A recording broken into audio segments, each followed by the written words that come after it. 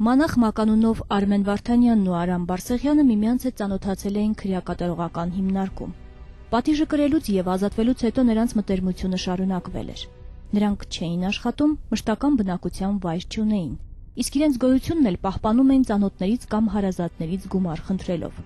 Սակայն այդ ընթացքում, ինչպես հետագայում պարզվեց, նրանք նախապատրաստվում էին նոր հանցագործության կատարմանը։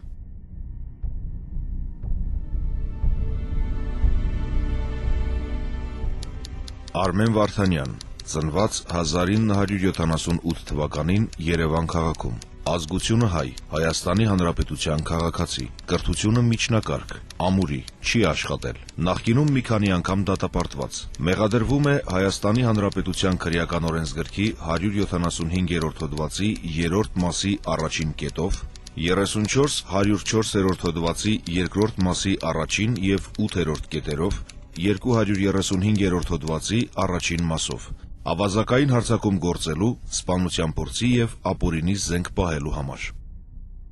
Արամ Բարսեղյան, ծնված 1985 թվականին Երևան քաղաքում, ազգությունը հայ, Հայաստանի Հանրապետության քաղաքացի, կրթությունը միջնակարգ, ամուրի, չի աշխատել, նախկինում մի քանի անգամ դատապարտված, այժմ մեղադրվում է Հայաստանի Հանրապետության քրեական օրենսգրքի 175-րդ հոդվածի 3-րդ մասի առաջին կետով։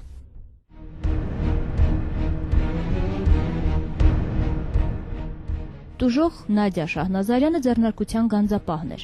Իր պաշտոնեական պարտականությունների կատարման բերումով նա ընկերության գլխավոր գանձապահից ստանում էր կանխիկ գումար և ձեռնարկության բանվոր ծառայողներին բաժանում նրանց հասանելիք ամենամսյա աշխատավարձը։ Բացի Երևան քաղաքից, մարզերում աշխատող բանվոր ծառայողների աշխատավարձերը բաժանելու համար նա մեկնում էր մարզեր։ Եթե հաջորդ օրը առավոտ կանուխ պիտի մարզ մեկներ, գանձապահը թեև չունենալով դրա իրավունքը, մնացորդ կանխիկ գումարը երբեմն իր հետ տանում էր տուն։ 2011 թվականի օգոստոսի 8-ը փաստորեն նման օրերից մեկն էր։ Աշխատանքային օրվա վերջում դրամարկղի ողջ մնացորդ կանխիկ գումարը ընդամենը 34 միլիոն 957 հազար Հայաստանի Հանրապետության դրամը գանձապահը լցրել է կտորից կարված և շղթայով փակվող պայուսակի մեջ, վերցրել ցուցակները և իր անձնական պայուսակը 166 հազար Հայաստանի Հանրապետության դրամ կանխիկ գումարի պարունակությամբ գնացել է տուն հաջորդ օրը տանից հրազդան մեկնելու նպատակով։ Հետևելով քրեական գործով անցնող տուժողների և վկաների անձնական կյանքի գաղտնիքը չբացահայտելու սկզբունքին, նրանց անունները հաղորդման մեջ փոփոխված են։ Նախաքննության ընթացքում ձեռք բերված ապացույցներով նրանց մեղադրանք էր առաջադրվել այն բանի համար, որ ուրեմն 2011 թվականի օգոստոսի 8-ին նախապես իմանալով, գործով չպարզված անձից իմանալով, որ Հարավկովկասյան երկաթուղիներ փակbaşlarական ընկերությունը աշխատավարձի գումարներ է ստացել և գանձապահը պետք է բաժաներ,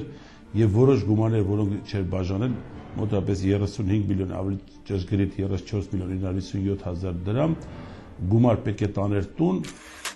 Արթուր Երիցյան, Երևան քաղաքի դատախազության ավագ դատախազ։ Այդ գումարը ավազակային հարձակման եղանակով հափշտակելու նպատակով մուտք էին գործել գանձապահի բնակության վայրի շքամուտք և սպասելով 4-րդ և 5-րդ հարկերի աստիճան հարթակում, երբ որ վերելակից դուրս էր եկել գանձապահը, հարձակվել է տարեցկին է միջալոց ասեմ գանձապահը, հարձակվել էին նրա վրա, մեկ ուրեմն 4-րդ հարկից էր բարձրացել, մեկ 5-րդ հարկի աստիճան հարթակից իջել էր և հարձակվել էր նրա վրա բռնություն գործադրելով, բութ առարկաներով, տարբեր բութ առարկաներով ձեռքերով հարվածելով, քանի որ հանդիպել էին նա դիմադրությանը, հարվածներ են հասցրել, վերջին հաշվով պատճառելով բազմաթիվ վնասվածքներ, ընդհանրապես նրա առողջությանը պատճառելով միջի ծանրության վնաս, ուրեմն հափշտակել է նրա ձեռքի պայուսակը, որում եղել էր այդ վերնշված գումարը, ինչպես նաև նրա անձնական պայուսակը, որում եղել էր նրա անձնական գումարը 166 հազար դրամ ընդհանուր գումարը, հայկական դրամ, և փորձել է դիմել փախուստի։ Տուժող Նադյա Շահնազարյանին շենքի բակում զինված սպասում էին ավազակները։ Արամը առաջ անցնելով իրենց շենքին մոտեցող գանձապահից նախապես բարձրացել է վերև և դարանակալել այնտեղ։ Իսկ ընկերը Արմենը շքամուտքի աստիճաններով բարձրացել է դեպի 4-րդ հարկ։ Վերելակից դուրս եկա և ցանկանում էի մոտենալ իմ բնակարանի մուտքին։ Հանկարծ թիկունքիցս մի երիտասարդ հարձակվեց վերաս։ Նա մի ձեռքով բռնել էր բերանս, իսկ մյուսով ինչ-որ կոշտ առարկայով հարվածեց գլխիս։ Ես բղավում էի, օգնություն էի կանչում։ Այդ պահին տեսա, որ 3-րդ հարկից վերև է բարձրանում մեկ այլ տղամարդ, որը նույնպես սկսեց հարվածել գլխիս ու դեմքիս։ իսկ դաժանորեն ծեծում էին ու դրան զուգահեռ քաշում էին ձեռքից պայուսակից, որը ես պինդ բռնել էի ու մարմնով ընկել էի գումարով լի պայուսակի վրա։ Սակայն այդ տղաներին ի վերջո հաջողվեց փողով լի պայուսակը խլել ինձնից։ Բացի այդ, նրանք հափշտակեցին նաև ձեռքից սև կաշվե պայուսակը եւ փախան վազելով աստիճաններով ներքև։ Ես գոռում էի, որ հիմնարկի փողերը տարան, օգնեցեք։ Իմ ձայնից մեր տնից դուրս եկան ամուսինս ու տղաս։ Աղմուկի վրա որ այդ կիրը աղմուկ էր բարձրացրել, ուրեմն տալիս դուրս էր եկել վերջինիս ամուսինը եւ որդին եւ փորձել են իշտել աշճանանթակում բռնել հանցագործներին, իսկ ներքևից բարձրել նրանց հարևաններից մեկը եւ այդ ժամանակ հանցագործներից Արմեն Վարդանյանը անցել էր նրա մոտով եւ մյուս հանցագործին կարողացել էին բռնել եւ պահել իրենց մոտ, տեսնելով իրենց ընկերոջը բռնել են, ուրեմն Արմեն Վարդանյանը հետ էր դարձել եւ երկրորդ եւ երրորդ հարկի այդ միջանկյալ մասում, այսինքն տուժողները եղել էին երրորդ հարկի աշճանարթակում, իսկ ինքն եղել էր միջնահարկում այն միջանկյալ մասը որ կա, եւ այդտեղից հանելով իր մոտ ապօրինի պահվող Մակարով տեսակի ատրճանակը, ասել էր իր բառնեմ ասում, թող ընկերոջս թե չեք գյուլեմ, այսինքն սպանության դիտավորությամբ սկսել էր կրակոցել արձակել տուժողների ուղղությամբ։ Մեղսակից ընկերները հաջողությամբ ավարտին հասցրեցին հանցագործության սցենարի միայն առաջին մասը, իսկ երկրորդ հատվածը նրանք հազիվ թե ծրագրած լինեին։ Օգնության հասած հարևանին հաջողվել էր արագ կողմնորոշվել եւ վնասազերծել հանցագործներից մեկին։ Մուտքի վերևի հարկից լսեցի բողավոցի ձայներ, անմիջապես մուտքի աստիճաններով վազեցի վերև, հարկերի միջնամասում իմ դիմաց դուրս եկան սև արևային ակնոցներով երկու անձինք, առաջին ձեռքին երկու հատ կանացի պայուսակ։ Այդ ընթացքում ես լսեցի մեր հարևանուհու բղավոցը. «Բռնեք գողերին, փողերս տարան»։ Հասկացա, որ այդ անձինք հարձակվել էին նրա վրա։ Ես բռնեցի երկրորդ անձի պարանոցից եւ աջ ձեռքով հարվածեցի նրա դեմքին։ Նա կքանստեց։ Այսպես քաշքշելով գլորվեցինք աստիճանների վրայով։ Արջևից գնացողը ներքևից անընդհատ պահանջում էր բաց թողնել ընկերոջը։ Տեսա, որ չեմ թողնում, թիկունքի կողմից հանեց մի ատրճանակ, պահեց ինձ վրա եւ կրկին պահանջեց բաց թողնել իր հանցակցին։ Նա կրակեց եւ գնդակը քիչ վերև դիպավ պատին։ Այդ պահին վերևի հարկից իջան մեր այդ հարևանուհու ամուսինն ու որդին։ Նրանք մոտեցան ինձ եւ օգնեցին բռնել հանցագործին։ Ես նրանց զգուշացրեցի, որ մյուսը զինված է։ Իրական վտանգ զգալով մենք պարտիվը ինքը չնայած հանցակցի սպառնալիքներին Բարսեղյանին բաց չթողեցին։ Ասեմ, որ նախնական մարմնի կողմից 3 անձ են, այսինքն 4 անձ են տուժող ճանաչվել։ Մեկը Գանձապահը ճանաչվել է տուժող ավազակային հարձակման հետ կապված, որին ես քիչ առաջ ասացի, որ բազմաթիվ վնասվածքներ են պատճառվել եւ նրա առողջությանը պատճառվել է միջին ծանրության վնաս, իսկ 3 անձնավորություններ Գանձապահի ամուսինը, որդին եւ հարևանը, որոնք վնասազերծել են մեկ հանցագործին եւ փաստորեն նրանք եղել են թիրախ Արմեն Վարդանյանի համար սպանության փորձ կատարելու համար, այսինքն կրակոցներ եղել են այդ 3 վերջում նշված անձնավորությունների ուղղությամբ, մենք այդ անձանց նույնպես ճանաչել ենք տուժողներ, քանի որ սպանության փորձի մասով նրանք տուժողներ են։ Ես ասեմ ձեզ նաեւ, որ հանցագործներից կրակող հանցագործը Արմեն Վարդանյանը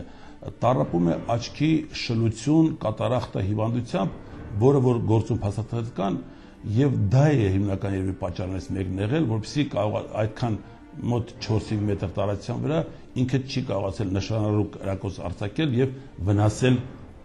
նրանցից որից մեկին կամ բոլորին միասին։ Արմենը տեսնելով, որ հանցակցին այլևս օգնել չի կարողանում եւ քանի որ ատրճանակի փամփուշտներն էլ մի քանի շեղ կրակոցից հետո վերջացել էին, ճարահատյալ որոշում է գոնե իր կաշին փրկել։ Վերցնելով ավարը նա շքամուտքից դուրս է գալիս եւ վազում կանգառի ուղղությամբ։ Ես դատանվել գովասանքի խոսքեր ոնց որ ասի այդ տուժողների հասցեին, հատկապես այն հարևանի, որը որ ներքևից մտածել աղջիկն է բարձրացել, շատ ակտիվ միջոցներ է ձեռնարկել, որպեսզի վնասազերծել եւ զենքի առկայության պայմաններում էլ իրենք չէին բաց թողել հանցագործին, այլ կարողացել են ոնց որ իրենց կյանքը դժվարին կացության մեջ դնելով պահել հանցագործի, որպեսզի նա չկարողանա փախնի։ Իսկ աղմուկ այնքան բարձր եղել, այնքան մեծ է եղել, որ արդեն հարևանությունում դե բակ է, պատկերացրեք երեկոյան ժամը 6-ի կողմ 10-ի սահմաններում է եղել եւ այդ պայմաններում մարդիկ են եղել եւ այդ աղմուկից բոլորը կարողացան վնասազերծել եւ այդտեղ եղել է նաեւ կանգառում եղել է նախկին ոստիկանության աշխատակից, որը որ մարտական հնարք է կիրառել եւ կարողացել վնասազերծել զենքը ձեռքին հանցագործին։ 2011 թվականի օգոստոսի 8-ին ժամը 18:30-ի սահմաններում կանգառում էի։ Նկատեցի, որ մի տղամարդ ձեռքին մակարով տեսակի ատրճանակ եւ 2 պայուսակ շենքից վազեց դեպի կանգառի կողմը։ Մինչև այդ տղամարդուն տեսնելը ես շենքից լսեցի կրակոցի նմանվող ձայներ, սակայն մտածեցի, թե երեխաները պայթուցիչներ են պայթեցնում, բայց հետո նրան տեսնելով պարզ դարձավ, որ իրոք կրակոցի ձայներ եմ լսել։ Հասկացա, որ այդ անձնավորությունը հանցանք է կատարել եւ փախուստի է դիմում։ Երբ նա վազելով մոտեցավ ինձ, ես ձեռքով հարվածեցի նրան։ Նա վայր ընկավ, իսկ ձեռքի ատրճանակը թռավ մոտ 1 մետր հեռու։ Նա փորձում էր դիմադրել, սակայն ինձ հաջողվեց վնասազերծել նրան։ Վերցրեցի պայուսակներն ու տեսա, որ նրանց մեջ մեծ քանակության գումար կա։ Այդ ժամանակ մեզ մոտեցան 2 տղաներ, որոնք սկսեցին գոռալ այդ տղամարդու վրա, թե «Էտում ես խփել, մորս խի ես խփել»։ Հասկացա, որ այդ տղայի մորից է հափշտակվել գումարը եւ այդ պայուսակները տվեցի նրանց։ Փաստորեն նախնական մարմնի կողմից այդ արարքների համար Արմեն Վարդանյան մեղադրանք էր առաջադրվել 34-104 հոդվածի 8-րդ կետով, այսինքն երկրորդ մասի 8-րդ կետով, որ նախատեսում է ավազակային հարձակման հետ զուգորդված շարունակադրություններով սպանության կատարում, որ ծանրացուցիչ հանգամանքներով է դիտվում եւ նախատեսում է 12-ից 25 տարի ազատազրկում, իսկ նաեւ մեղադրանք էր առաջադրվել փաստորեն 175 հոդվածի 3-րդ մասի առաջին կետով, որն առանձնապես խոշոր չափերի ավազակություն կատարելու համար ավազակություն է կատարել, ինչպես նաև 235 հոդվածի առաջին մասով, որը նախատեսում է ապօրինի զենք պահելու եւ կրելու համար։ Իսկ Արամ Բարսեղյանը մեղադրանք էր առաջադրվել 175 հոդվածի 3-րդ մասի առաջին կետով։ Ասեմ, որ երկուսը նախկին դատապարտված, որոնց Արմեն Վարդանյանը նախկին 3 անգամ դատապարտված եւ հանցավոր ուղի բռնած անձնավորություն, որը որ դատվածություն չմարված կատարել այդ հանցագործը։ Առաջադրված մեղադրանքում ամբաստանյալներն իրենց գրեթե մեղավոր չեն ճանաչել։ Նրանք նույնիսկ միմյանց նկատմամբ վստահությունն ամրապնդելու նպատակով փորձել են նվազագույնի հասցնել հանցակցի մեղքի բաժինը։ Ինձ ոչ ոք չի ուղղորդել գումար հափշտակելու հարցում։ Ես հաճախ էի գնում տվյալ վարչության շրջակայքում վազելու։ Այդ ընթացքում տեսել եմ, որ գանձապահը վարչության շենքի մուտք է գործել դատարկ, դուրս է եկել պոլիէթիլենային տոպրակով։ Իմ մեջ հետաքրքրություն առաջացավ։ Պարզեցի, որ տիկինը փող է տանում բերում։ Նրա պոլիէթիլենային տոպրակում նկատելի էր կանխիկ գումարի առկայությունը։ Սկսեցի նրան հետևել։ Պարզեցի տան հասցեն ու որոշեցի նրա նկատմամբ ոչ թե ռազբոյ անել, այլ հոպ անել։ Այսինքն կողոպտել եւ գումարը հափշտակել։ Ամիսներով հետևել եմ նրան։ Դեպքի օրը Արմեն Վարդանյանին պատահաբար եմ հանդիպել։ Միասին մի քիչ խմեցինք։ Նկատեցի, որ գանձապահը մոտենում է շենքին։ Արմենին ասացի, որ 5 րոպեից կգամ։ Ես արագ բարձրացա եւ սպասեցի վերելակի կողքին։ Երբ նա դուրս եկավ վերելակից, հարձակվեցի այդ կնոջ վրա։ Հափշտակեցի փողերը, սակայն ներքև իջնելիս հարձակվեցին ինձ վրա։ Էլ բան չեմ հիշում։ Արմեն Վարդանյանն աղմուկի վրա է բարձրացել վերև, ինքը կնոջ վրա չի հարձակվել։ Բավարար ապացույցներ արկածության պայմաններում նախնական մարմինը վերնշված հոդվածներով մեղադրանք էր առաջադրել եւ դատանում էր դժողները բոլորը պնդեցին այս ուսումնություններին բազմաթիվ հարցադրումներին պատասխանեցին, որ կրակոցն եղել էր իրենց ուղղությամբ, նշանակվեց փորձականություն, որում եւս պարզվեց, որ կրակոցները եղել են փաստորեն այդ աշճանարտակում եղած բնականի մուտքերի դռների կողքին, վերևին, այսինքն ուղղությունը եղել է դեպի այդ ուղղությամբ։ Ավազակների նախապես ծրագրած չարական մտադրությունն ավարտին չհասավ իրենց կամքից անկախ պատճառներով։ Սակայն փաստերը վկայում են, որ նրանք ծրագրել եւ կատարել են չափազանց վտանգավոր եւ ծանր հետևանքներով լի արարք։ Խոսել այս արարքի հասարակական վտանգավորության մասին ես գտնում եմ, որ արդեն իմ ասածներից հետո լրիվ կարող է նույնիսկ անիմաստ լինել, քանի որ փաստերն ինքնին արդեն խոսուն են։ Երբ որ նկարագրում ես, որ մարդ կարող է հասնել այն մակարդակի, որ ոգելից խմիչք օգտագործած վիճակում, իդեպ ես մոռացա ասել, որ հանցագործությունը կատարելուց առաջ նրանք երկուսով նստել խմել են, ոգելից օղի են խմել, քանի որ անպատասխան փաստաթղթեր կան նրանց հարբեցության վերաբերյալ, եւ այդ պայմաններում ապօրինի պահված զենքով կատարել հանցագործություն է, երբ որ նրանց հայտնաբերել են, նրանց մոտ եղել է այլ տոպրակել, որը փաստորեն գցել է Արմեն Վարդանյանը հայտնաբերել է քննության կողմից, որի մեջ եղել են ձեռնոցներ, գլխարկներ, ագնոստներ, այսինքն ավազակային հարձակման եւ այդ սպանության փոս կատարելու համար նախատեսված բոլոր պարագաները իրենց հետ, որպեսզի կարողանան կատարել այդ հանցագործությունը։ Սա եւս վկայում է այն մասին, որ արարքը իրենից շատ մեծ հասարակական վտանգավորություն ներկայացնում, ինչպես նաեւ հանցագործ անձիկ իրենցից նույնպես մեծ վտանգավորություն ներկայացնում։ Այսպիսով, Էրեբունի եւ Նուբարաշեն վարչական շրջանների ընդհանուր իրավասության դատարանը նախագահությամբ դատավոր Վլադիմիր Գրիգորյանի վճռեց. Ամբաստանյալ Արամ Բարսեղյանին մեղավոր ճանաչել գանձապահի նկատմամբ ավազակային հարձակում կատարելու համար եւ նրան դատապարտել ազատազրկման 15 տարի ժամկետով անձնական գույքի 1/2 բռնագրավմամբ։ Ամբաստանյալ Արմեն Վարդանյանի նկատմամբ Հայաստանի Հանրապետության քրեական օրենսգրքի 34-104-րդ հոդվածի 2-րդ մասի 1-ին եւ 8-րդ կետերով առաջադրված մեղադրանքում սպանության փորձի համար հանցակազմի բացակայության արդյունքում դադարեցնել քրեական հետապնդումը եւ հռչակել նրա անմեղությունը, նրան մեղավոր ճանաչել ավազակային հարձակում կատարելու եւ ապօրինի զենք եւ ռազմամթերք պահելու համար եւ նրա նկատմամբ վերջնական պատիժ նշանակել ազատազրկում 17 տարի ժամկետով, անձնական գույքի 1/2 բռնագրավմամբ։ Միշտորթել էի ուրեմն Արմեն Վարդանյան որպես պատիժ սահմանել ազատազրկում 20 տարի ժամանակով, իսկ Արամ Բարսեղյանին ազատազրկում 15 տարի ժամանակով։ Դատարանը դատավճիռ կայացրեց միայն ավազակային հարձակման եւ ապօրինի զենք պահելու մասով, իսկ սպանության փորձով Արմեն Վարդանյանն արդարացրեց, դիտելով, որ նա արարքում բացակայում է հանցակազմը։ Ես կուզեի ասել, որ սա իրավական գնահատման հարց է։ Ես որպես մեղադրող գնահատել էի դա եւ նախնական մարմինը գնահատել էի իրավական գնահատականից, որ դա սպանության փորձ է դա կատարած։ Հաշվառելով, որ կրակոցների ռեալիզացիան ուղղությամբ ակնհայտ կեղծ տեղեկություն է մտցել դատավճիռում, նշելով, որ զենքը պահել է օդ, վերև օդ եւ կրակել է։ Ես եմ ասել, որ վերև օդ պահելը այլ հասկացություն է, ուղղությամբ պահել եւ մարդուն չկպել գնդակը օդ գնալը այլ հասկացություն է։ Եվ այս պայմաններում